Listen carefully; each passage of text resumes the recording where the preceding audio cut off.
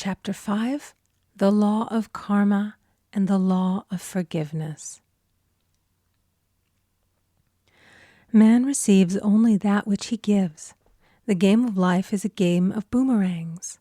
Man's thoughts, deeds, and words return to him sooner or later with astounding accuracy. This is the law of karma, which is Sanskrit for comeback. Whatsoever a man soweth, that shall he also reap. For example, a friend told me this story of herself, illustrating the law. She said, I make all my karma on my aunt. Whatever I say to her, someone says to me. I am often irritable at home when one day said to my aunt, who was talking to me during dinner, no more talk, I wish to eat in peace. The following day, I was lunching with a woman with whom I wished to make a great impression. I was talking animatedly when she said, no more talk, I wish to eat in peace.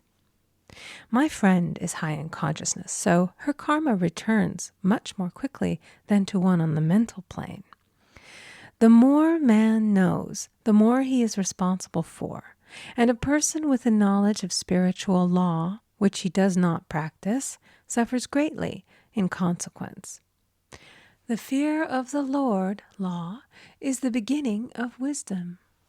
If we read the word Lord, law, it will make many passages in the Bible much clearer. Vengeance is mine, I will repay, saith the Lord, law. It is the law which takes vengeance, not God. God sees man perfect, created in his own image, imagination, and given power and dominion. This is the perfect idea of man, registered in divine mind, awaiting man's recognition. For man can only be what he sees himself to be, and only attain what he sees himself attaining. Nothing ever happens without an onlooker, is an ancient saying. Man first sees his failure or success, his joy or sorrow, before it swings into visibility from the scenes set in his own imagination. We have observed this in the mother picturing disease for her child, or a woman seeing success for her husband. Jesus Christ said, "And ye shall know the truth, and the truth shall make you free." So we see freedom from all unhappy conditions comes through knowledge, a knowledge of spiritual law. Obedience precedes authority, and the law obeys man when he obeys the law. The law of electricity must be obeyed before it becomes man's servant. When handled ignorantly, it becomes man's deadly foe. So with the laws of mind. For example, a woman with a strong personal will wished she owned a house which belonged to an acquaintance, and she often made mental pictures of herself living in the house. In the course of time, the man died, and she moved into the house.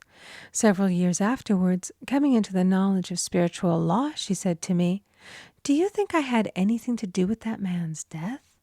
I replied, "Yes, your desire was so strong, everything made way for it. But you paid your karmic debt. Your husband, whom you loved devotedly, died soon after, and the house was a white elephant on your hands for many years."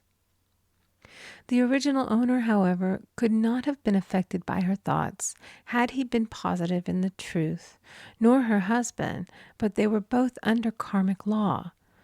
The woman should have said, feeling the great desire for the house, "Infinite intelligence, give me the right house, equally as charming as this, the house which is mine by divine right." The divine selection would have given perfect satisfaction and brought good to all. The divine pattern is the only safe pattern to work by. Desire is a tremendous force and must be directed in the right channels or chaos ensues. In demonstrating, the most important step is the first step, to ask aright. Man should always demand only that which is his by divine right. To go back to the illustration, had the woman taken this attitude, "If this house I desire is mine, I cannot lose it. If it is not, give me its equivalent," The man might have decided to move out harmoniously had it been the divine selection for her, or another house would have been substituted. Anything forced into manifestation through personal will is always ill-got and has ever bad success. Man is admonished, "My will be done, not thine." And the curious thing is, man always gets just what he desires when he does relinquish all personal will, thereby enabling infinite intelligence to work through him. Stand ye still and see the salvation of the Lord. Law. For example, a woman came to me in great distress. Her daughter had determined to take a very hazardous trip, and the mother was filled with fear. She said she had used every argument, had pointed out the dangers to be encountered, had forbidden her to go, but the daughter became more and more rebellious and determined. I said to the mother, "You are forcing your personal will upon your daughter, which you have no right to do, and your fear of the trip is only attracting it, for man attracts what he fears." I added, "Let go and take your mental hands off. Put it in God's hands and use this statement: I put this situation in the hands of infinite love and wisdom. If this trip is the divine plan, I bless it and no longer resist. But if it is not divinely planned, I give thanks that it is now dissolved and dissipated." A day or two after that, her daughter said to her, "Mother, I have given up the trip," and the situation returned to its native nothingness. It is learning to stand still which seems so difficult for man. I will deal more fully with this law in the chapter on non-resistance. I will give another example of sowing and reaping, which came in the most curious way. A woman came to me saying she had received a counterfeit $20 bill given to her at the bank. She was much disturbed, for, she said, "The people at the bank will never acknowledge their mistake." I replied, "Let us analyze the situation and find out why you attracted it." She thought a few moments and exclaimed, "I know it. I sent a friend a lot of stage money just for a joke." So the law had sent her some stage money, for it doesn't know anything about jokes. I said, "Now we will call on the law of forgiveness and neutralize the situation." Christianity is founded upon the law of forgiveness. Christ has redeemed us from the curse of the karmic law, and the Christ within each man is his redeemer and salvation from all inharmonious conditions. So I said, "Infinite Spirit, we call on the law of forgiveness and give thanks that she is under grace and not under law, and cannot lose this $20, which is hers by divine right." Now, I said, go back to the bank and tell them, fearlessly, that it was given you there by mistake. She obeyed, and to her surprise, they apologized and gave her another bill, treating her most courteously. So knowledge of the law gives man power to rub out his mistakes. Man cannot force the external to be what he is not. If he desires riches, he must be rich first in consciousness. For example, a woman came to me asking treatment for prosperity. She did not take much interest in her household affairs, and her home was in great disorder. I said to her, "If you wish to be rich, you must be orderly. All men with great wealth are orderly, and order is heaven's first law." I added, "You will never become rich with a burnt match in the pincushion." She had a good sense of humor and commenced immediately putting her house in order. She rearranged furniture, straightened out her bureau drawers, cleaned rugs, and soon made a big financial demonstration, a gift from a relative. The woman herself became made over and keeps herself keyed up financially by being ever watchful of the external and expecting prosperity, knowing God is her supply.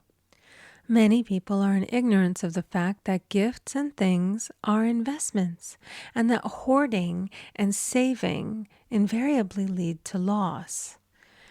There is that scattereth, and yet increaseth. There is that withholdeth more than is meet, but it tendeth to poverty. For example, I knew a man who wanted to buy a fur-lined overcoat. He and his wife went to various shops, but there was none he wanted. He said they were all too cheap-looking. At last he was shown one the salesman said was valued at $1,000, but which the manager would sell him for $500, as it was late in the season. His financial possessions amounted to about $700. The reasoning mind would have said, "You can't afford to spend nearly all you have on a coat." But he was very intuitive and never reasoned. He turned to his wife and said, "If I get this coat, I'll make a ton of money." So his wife consented, weakly. About a month later, he received a $10,000 commission. The coat made him feel so rich, it linked him with success and prosperity. Without the coat, he would not have received the commission. It was an investment paying large dividends. If man ignores these leadings to spend or to give, the same amount of money will go in an uninteresting or unhappy way. For example, a woman told me on Thanksgiving Day she informed her family that they could not afford a Thanksgiving dinner. She had the money, but decided to save it.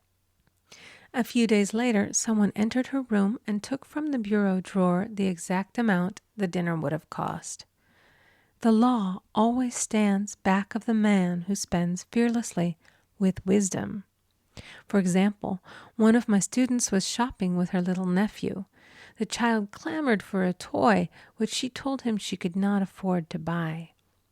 She realized suddenly that she was seeking lack and not recognizing God as her supply. So she bought the toy and on her way home picked up in the street the exact amount of money she had paid for it. Man's supply is inexhaustible and unfailing when fully trusted, but faith or trust must precede the demonstration. According to your faith be it unto you.